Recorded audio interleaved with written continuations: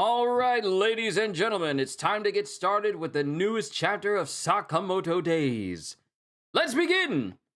Yo, peoples! Qushu92 here. Welcome back to more Sakamoto. Wait a minute. Is my voice back to normal? Hold on. Yes, okay, it is. It is fine. It is fine. Okay, we're good. I'm happy about it. Apologies if I don't sound like I respond immediately to you, simply because I forgot to set Sakamoto Days to low latency. So there's gonna be a bit of a gap between when you guys say something and then I respond to it. So I apologize for that. But welcome back to Sakamoto Days. In the last chapter, we had Shin going up against Tanabata, and Tanabata revealing that his power over sound is absolutely incredible, as it destroys everything around him with a strum of his guitar and the aid of his amplifier. And while Shin is fighting Tanabata, Shin at first is wondering, how do I get through this fight? How do I get through this? How would Mr. Sakamoto get through this fight? But then he starts to think like, no, I need to figure out how I'm going to do this. How would I do this? So when that happens, Shin builds up enough strength and enough speed, and he actually manages to blitz Tanabata and lands a solid blow on his chest. But also Giuseppe and Holster, good to see you both. How are you? I am fine. So let's see what happens after. Let's see what happens after Shin hits Tanabata and sends him flying with Days 262 Extreme Rock. And Tanabata is flying, guitar in hand, and Shin is chasing after him. It's working. Now's my chance. But Tanabata has not let go of that pick. And he goes, new song. And then he strums a chord, and it sends an absolutely massive shockwave from where he is. Because here's the thing about sound. You use sound right, you can actually cause physical damage to places. But when Tanabata does it, it completely upends an entire truck. It dents in an entire building, shatters a jumbotron, sends one small car just literally flying up into the air and blasting everything around it to pieces, and, you know, just a concussive shockwave. Real rock stars die at 27. I'm 26 this year. It ain't my time to die. And then Shin, after having been blasted by this, his eyes are almost kind of widened over, and we cut to a rock concert that's happening in the other part of the city. Japan's dangerous nowadays with the JAA guys or whoever they are, but we'll get through it together with the power of music! And while this rock band is playing, Shin and Tanabata literally burst through the atrium, like the arc that these rock stars are playing in, and they fall in the middle of the stage. What was that? And then Shin grabs onto the chord and manages to cause Tanabata to slip a little. And then Shin grabs the main guitarist's guitar. Hey! And he starts fighting with Tanabata with his own guitar. You paying for that? Who knows how much that axe costs? Who knows? And Tanabata and Shin are just looking at each other. Then we get civilians who are so incredibly oblivious. They act like the civilians from the John Wick films. Whoa, that's some intense stage production. But I don't get it. Taku, we're losing the audience. Dang it. After we worked so hard to get here. We can't let it end here. We can't let it end like this. All right, let's do this! And before Taku, the lead vocalist of this band, takes it into his own hands and tries to start some music, Tanabata literally just wallops him directly in the face. Too much feedback. That's weird. I've been in a slump for a while, but the more I fight this guy, the more I discover new lyrics.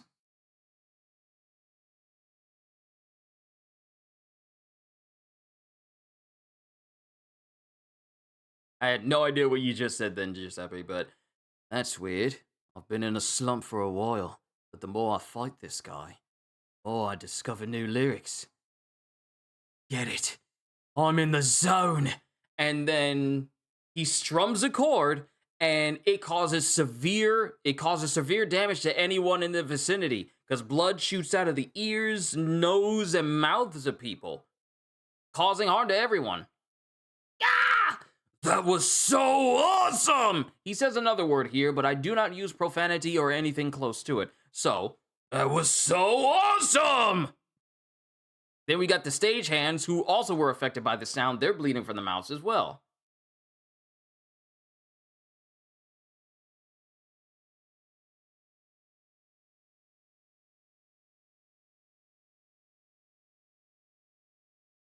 But the stagehand goes, "This is getting out of hand. Call off the show now." No, we gotta keep shooting. The show is gonna be legendary. Mind you, these people are bleeding from the nose, mouth, and ears. Their eardrums have been ruptured. They're suffering extreme nerve damage in their mouth and nose. But no, let's keep recording the show. What is wrong with these civilians? Move the crane in as close as possible. Huh? Roger. Hey, what's going on? I didn't... Oh, that's Shin. That's Shin. That's Shin ordering this guy to move the crane in as close as possible. I should have realized that. Huh? Roger. Hey, what's going on? I didn't say anything. And Tanabata gets sideswiped by this crane operator because Shin mind controlled him. You been enjoying this fight? I've been enjoying this fight as well. And he slams Tanabata straight through the wall of the stage. And the crowd is just loving it, despite the fact every single person in this crowd had their eardrums ruptured, had their mouth and nose is just bleeding, and they're all like, yeah, rock on! They're enjoying this. And then it's silent inside of the hole that Tanabata flew into. Sound doesn't stop. You can't kill rock and roll. And Tanabata gets on a microphone. He gets on a microphone and lets out a sound so massive, it literally blows. He yells into the microphone and blows the roof off of the stage. He blows the roof off of the stage. And then the people suffer even more nerve damage. Ah, my head! I'm dying. And then Shin, despite bleeding, is just smiling, going, well, he's not smiling, he just goes, yo, what's up? Is that all you've got, Tokyo? And Shin takes control of every person here. The whole crowd. Remember when he needed to get a megaphone and then be next to a radar so it could reach all the different people of Tokyo, and he was incredibly tired from beforehand?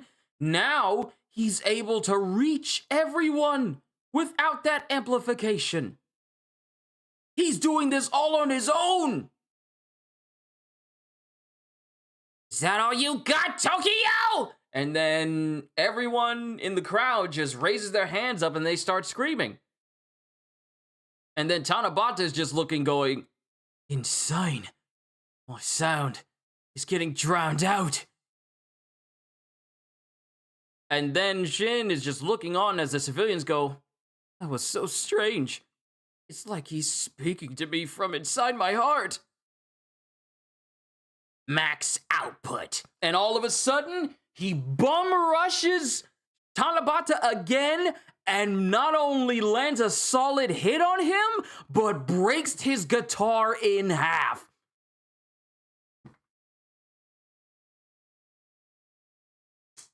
Let's go, Shin! Ooh! this thing could stand up to anything that Shin was doing, and now Shin just straight up destroys the guitar. Shatters it into, literally breaks it at the neck. Breaks it at the neck. And then hits him dead center. Hits him dead center with like a gut punch. Oh, it's over.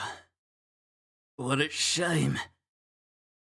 I didn't even take my encore yet. And then Shin takes off his jacket. He takes off his jacket and holds it up in front of the crowd and goes, "Thank you, Tokyo!" It's over. The fight's over. The fight is over. There's only one fight left in Sakamoto days. There's only one fight left. We're done. Tanabata's done. His one guitar that he's been using this whole time, his main method of dealing damage and harming all these people, like taking a pick and cutting, who was it, Shin or Sakamoto across the chest. Everything he's done up until this point, all of that, gone. He's been beaten. There's only one person left to contend with, and then this entire war is over. I will say Shin won, but interesting that Tanabata is still conscious. He's conscious. He's conscious, but I don't think he's a threat no more. The same way that Kipe, well, here's the thing. Kipe was knocked out momentarily, but he woke back up. Tanabata, however, he's still conscious, but he himself says it's over. When the person acknowledges that this fight is over after they've been bodied like this, they're done. They're done. Tanabata's done.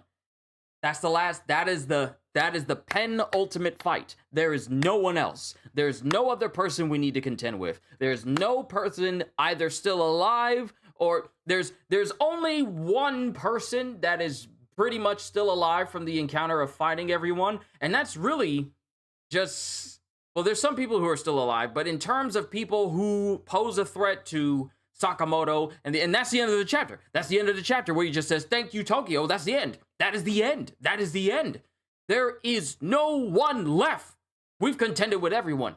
Kumanomi and the wrestler guy, the Sayonji twins, the mad lady with the baby, Gozu, pretty much everyone else. Oki, Torres, everyone. Everyone that sided with the JAA to go up against Sakamoto, all of them are either dead or heavily incapacitated. There is no one else left except Uzuki, and he's still fighting Sakamoto right now, because in the last chapter, we see Sakamoto literally fighting Uzuki all the way into an amusement park. And it's one-sided, because Sakamoto is the one just laying up on them hands, just sending the dude flying. And that's the last time we saw the fight. But with Shin here, this fight is over, this major fight. And he just said in the last chapter, how would I do this fight? I can't keep thinking about how Mr. Sakamoto's going to win this fight. How would I win this fight? And seeing as how it appears that his ESP ability has been enhanced, either during the heat of battle, or maybe it's a permanent side effect from him getting supercharged in order to reach out to all of Tokyo to basically use up their gun ammunition and so they can stop killing each other. His ability to reach multiple people has vastly increased, because if you look at this panel with the crowd on pages 18 and 19, depending on where you're looking from, I'm looking from the official site on Viz, depending on where you're looking from, there's hundreds of people in this crowd. This is a whole concert, so there's got to be hundreds of people, and Shin was able to reach all of them. All of them. And he doesn't look like he's suffering any immediate drawbacks from reaching that many people. Plus, I think Tanabata has actually come to like Shin, which I find funny. I will say Shin won, but interesting that Tanabata is still conscious. Let's see. Yeah, it's over. I'm just glad to see there's someone on the enemy side that knows when to quit. Yep, Kipe, and now Tanabata. Everyone else is all like, you won't be able to beat me. I'm gonna kill you, you know? And then we see the defeat of Kumanomi. We see the defeat of Gozu. We see the defeat of pretty much every single person that tried to fight, you know, Shishiba, Osaragi, and Nagumo, and pretty much everyone. Every single person that we saw before Sakamoto got pretty much was put into a coma thanks to Uzuki. None of them are standing except for Uzuki now. When Sakamoto went into a coma, Uzuki had a full crew and a full team. After Sakamoto woke up, everyone started getting picked off quick.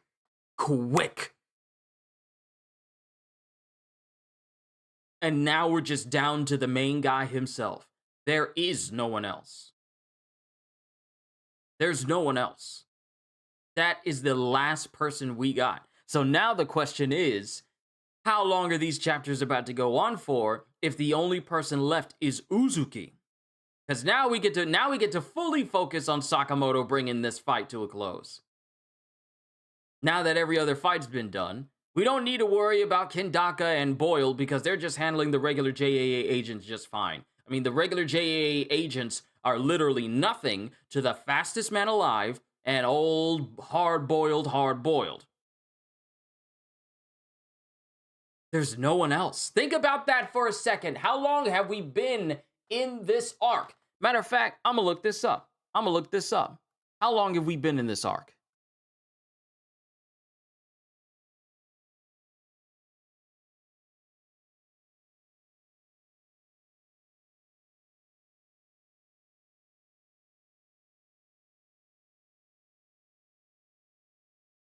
We're gonna look this up. Okay, real quick. We are at the new JAA arc.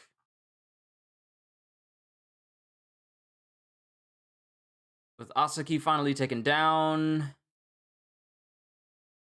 Hold on. Put this thing out of the way, thank you. With Asaki finally taken down, Uzuki takes over the country and gives every citizen a gun and 3 bullets, unleashing chaos. With society on the brink of collapse, Sakamoto and his allies rush to stop Uzuki along with some members of the New Order who decide to betray him. Although Uzuki too has recruited powerful soldiers to lead the revolution. Now the chapter this started on, we've been in this war for 55 plus chapters. From chapter 208 all the way up until now.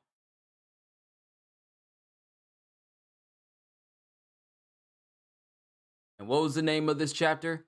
Days 262, Extreme Rock. Yeah. 55 plus. We started chapters 208 with Domino Effect. And now we're down to Extreme Rock that sees the last of Uzuki's ally. Because there's no more people from Alkamar.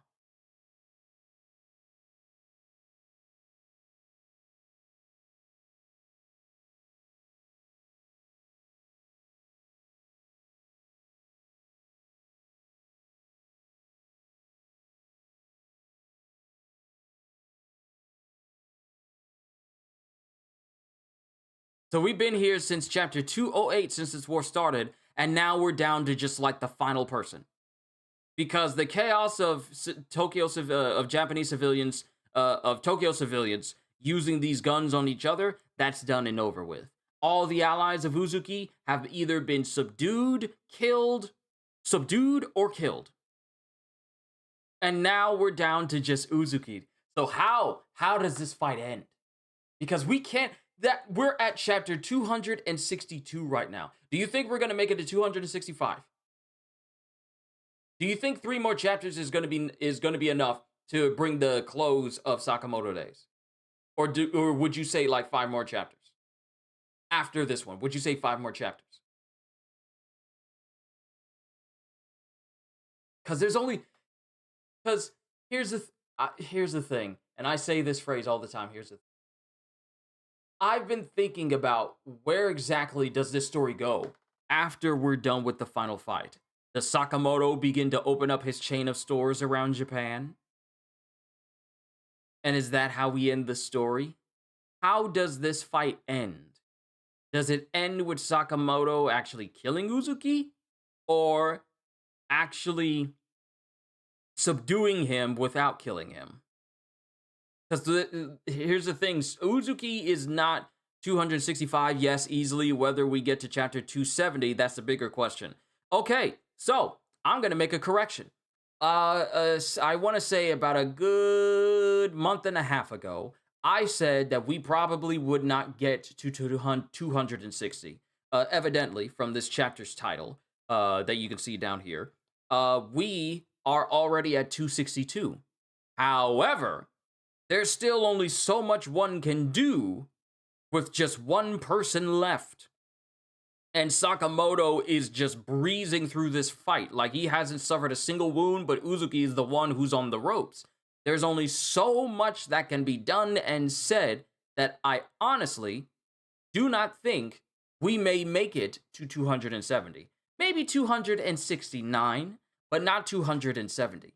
Unless we're gonna get like an extended epilogue, and even then, that doesn't seem likely. We may not get to 270 chapters of Sakamoto Days, because as the author said, this is the final battle. This is the last bit of it. Surely Uzuki has to die, right? But I also don't see Sakamoto killing him. Exactly. Uzuki has done way too much for him to be left alive. Yet Sakamoto is adhering to his own rules. Because remember, he takes the rules that his wife has set very seriously. If he goes back to killing again, she's gonna divorce him. And there's nothing worse to Sakamoto than being divorced, than the possibility of divorcing the very reason he left the assassin game in the first place. But it remains to be seen. It remains to be seen if we're gonna get all the way to 270 chapters.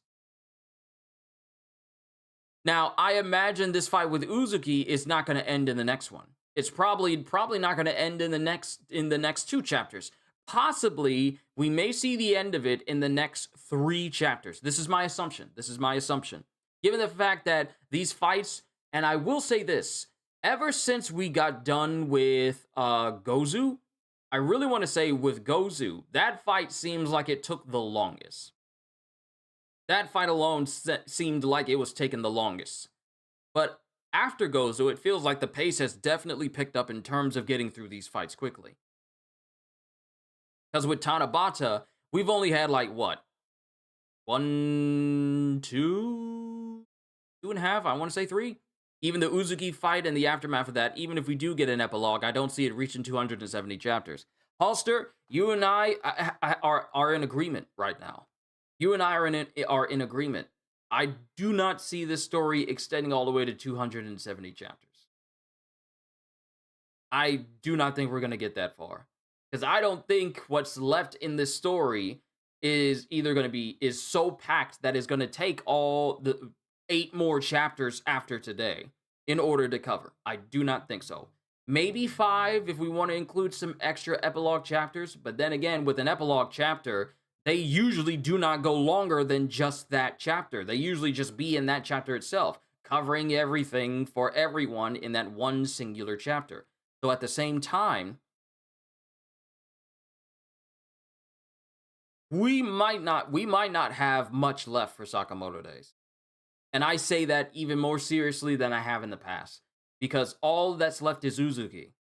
Now, the thing about Uzuki that we also still need to keep in mind is that Uzuki may be out of the old man Takamoto personality, which would have given him an edge, but he still has Rion.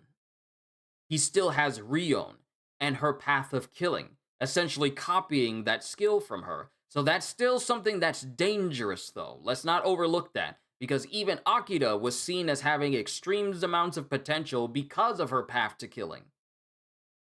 And that's actually what allowed Akira to survive as long as she did.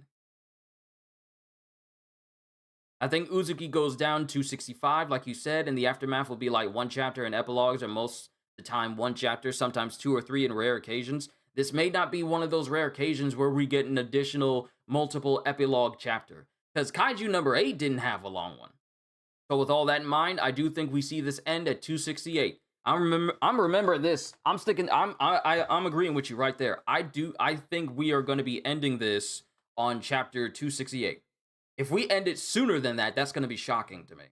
But I do think that this series will end before we get to 270. I do think we're going to be ending this series soon because there's only so much left. There's only so much left for Sakamoto Days. But I am proud of Shin. I am so incredibly proud of Shin. Remember when we saw this guy at the beginning? And he used his ability to read minds to the best of his ability. And granted, it got him far. But all these trials and tribulations that he's gone through with Sakamoto over the course of these 260 plus chapters has led up to him being far stronger than he was at the beginning of the series. Remember when he needed to be rescued all the time? Now he's order level. Okay? Tanabata was seen as the jack of all trades by Oki. Like, we need someone who's capable of fighting against any and everything. And Shin beat him, which means that Shin is now officially order level. I'm proud of him. Remember when it was a prospect of his way back in the day? And now Shin has gotten to the point where he is capable of beating a member of the order. Shin has come a long way since that first chapter. So I'm proud of him, especially him fighting all these different people, including Tenkyu. Him surviving against Tenkyu is a feat in and of itself, considering that Tenkyu was seen as the only successful, emotionless weapon created by Alkamar. The only success. Everyone else was failures, including Uzuki. So the fact that Shin was able to beat him, we already should have known his potential would be great. But now we're here, and Shin has beaten a member of the Order. Shin has officially ascended to the cream of the crop of assassins in terms of his own skill and ability. I'm proud of him. This was such good character development, and especially learning about his backstory, like getting that brief moment of learning his backstory, I especially liked that one. That was good. I really liked that one. All right, that was chapter 262 of Sakamoto Days. Tanabata has been beaten.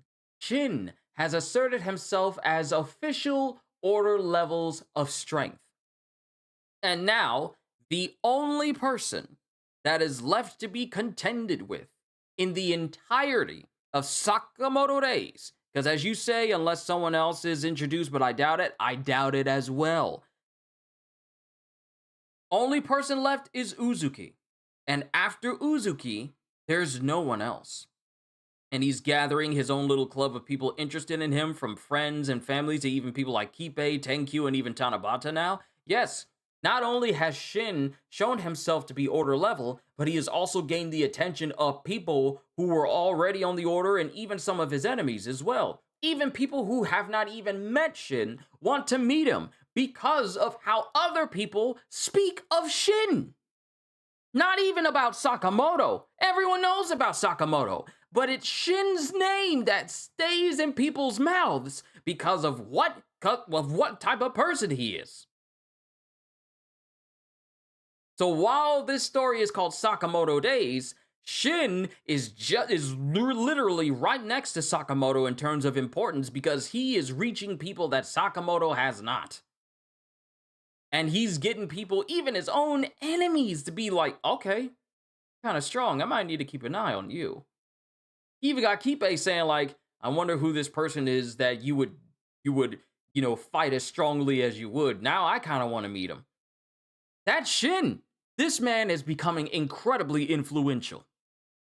On top of him becoming stronger. So Shin's story throughout all the Sakamoto Days has literally been one of my favorite character developments from this entire story. Sakamoto is up there, but I feel like Shin has had that incredible character rise since this series has been going on. And this chapter proves that that all that time was not misplaced, and that he earned this win. He earned this win. As powerful as Tanabata was with his, his control over music and sound, Shin still came out on top, and I'm proud. I'm proud. Shin is probably my favorite character in this story. When it comes to ridiculousness, I mean, I feel like despite everything we've seen people do in this story, Shin has been at the forefront of some of the most ridiculous things. I still can't forget when he was with Atari. She took a bag of trash, shook it up, and then it came out as a fully functioning and working Glock. That is still the most mind-bending thing to me. Then, with Atari again later on, he literally survives being beheaded because he experiences a rare phenomenon where your atoms actually don't stop interacting with each other as Uzuki's sword goes through his neck. His sword went through his neck. It wasn't like he grazed his throat. No, he went through his neck. Shin was at the forefront of a 1 in a million possible phenomenon where the atoms did not separate, and it allowed him to literally survive a sword cutting across his head.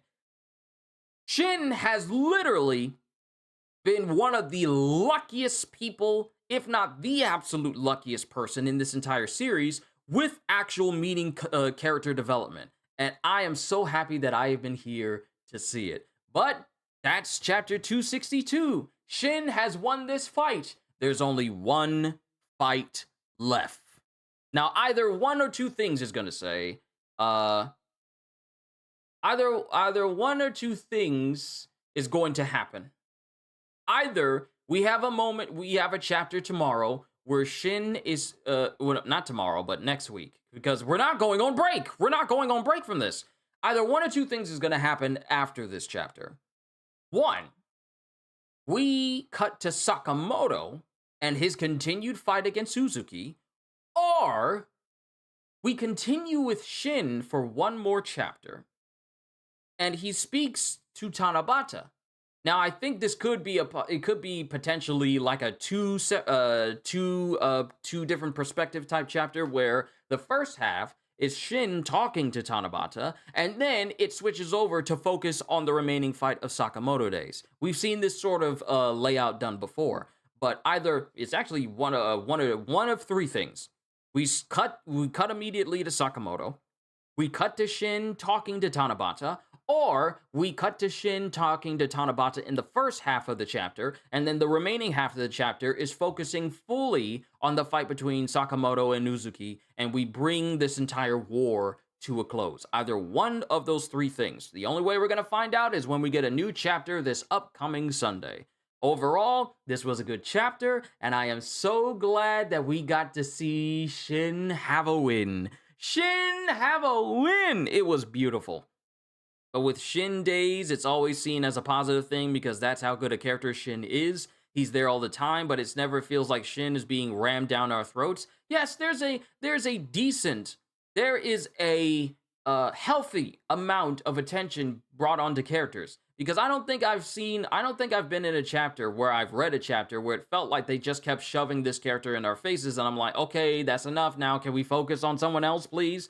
No, because I feel like every character has had equal opportunity as long as they were necessary. When it was their time to go, they gone, and we do not see them again. Not even having images of them laying out on the floor saying, defeated, defeated, killed, killed, killed, dead, dead, dead. But I feel like character development and character showcases in this story are done at a healthy level where it doesn't seem like you are constantly seeing too much of one character to the point where you actually want to see someone else. That's how I feel. Piece of chicken tried to get stuck there. But overall, I really did enjoy this chapter. Really did enjoy this chapter. And I'm looking forward to the next one. To Halster, to Giuseppe, to everyone who tuned in here today, even if you haven't said anything at all, don't worry. Don't worry. You don't have to. I'm just glad you're here in general. But I'm done with today's chapter reaction. This was a good chapter of Sakamoto Days, and I am looking forward to the next one. With that being said, hope you all enjoyed. Can't wait to see you all in my next video. Like, comment, and subscribe if you haven't already. Even consider checking out my membership here on YouTube or my Patreon on Patreon, because I am always looking forward to entertaining you. And because I know you're coming back anyway. Have a fantastic day, and once again, as always, later, peoples.